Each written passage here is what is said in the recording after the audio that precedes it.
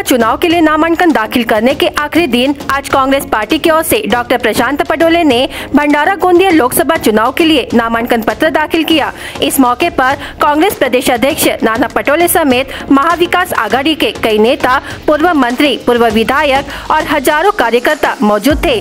भंडारा गोंदिया लोकसभा चुनाव में पिछले 25 साल के बाद पहली बार ईवीएम मशीनों पर पंजा चुनाव दिखने से इस चुनाव की हलचल और तेज हो गई है। भंडारा गोंदिया लोकसभा क्षेत्र में वैसे तो लड़ाई महाविकास आघाड़ी और महायुति के बीच है, लेकिन असल में इस क्षेत्र में कांग्रेस और बीजेपी के बीच टक्कर देखने को मिल रही है। महाविकास आघाड़ी की ओर से डॉक्टर प्रशांत पटोले ने आज शक्ति प्रदर्शन करते हुए अपनी उम्मीदवारी दाखिल की है।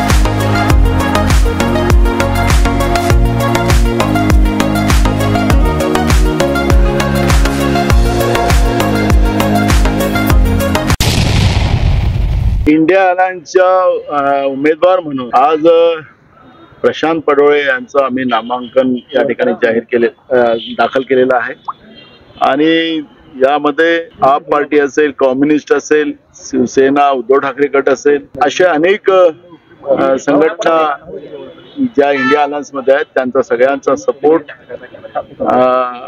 या उमेदवाराला आहे।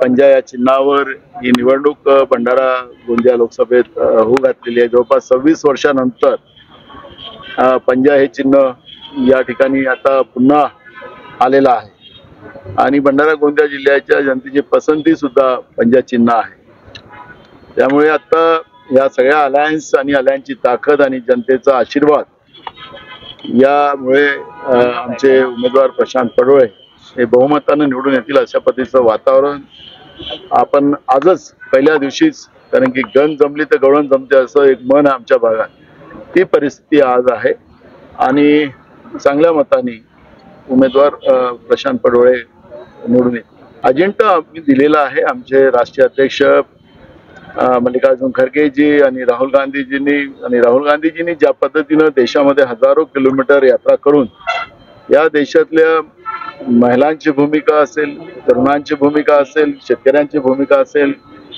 हातावर कमवणाऱ्या खाणाऱ्यांची भूमिका असेल, कामगारांची असेल, या सगळ्या जाणून घेऊन ज्या 25 गॅरंटी दिलेल्या आहेत त्या गॅरंटी घेऊन आम्ही लोकांच्या समोर जाणार आहोत।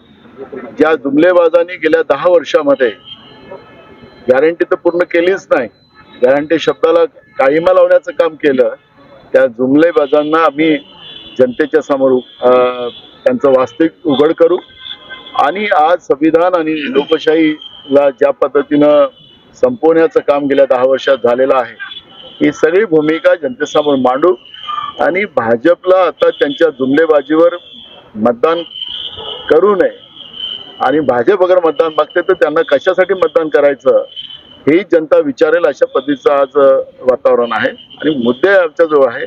आम्ही जनतेचे मुद्दे घेऊन जनतेमध्ये जाऊ।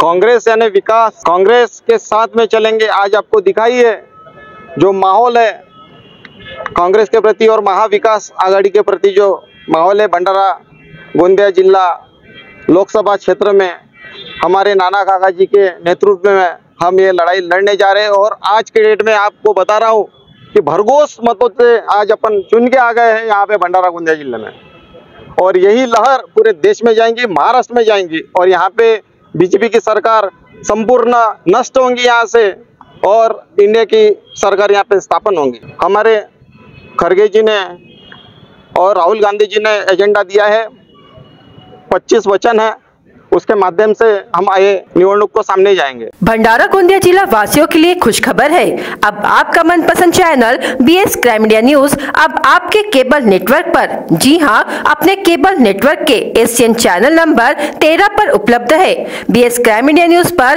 खेल, राजनीति, क्राइम, साहित्य व अन्य खबरें प्रकाशित की जाती है। हमारे साथ जुड़ने के लिए तथा हमारे चैनल में खबरें, विज्ञापन आदि के लिए संपर्क करें 8669151757 पर।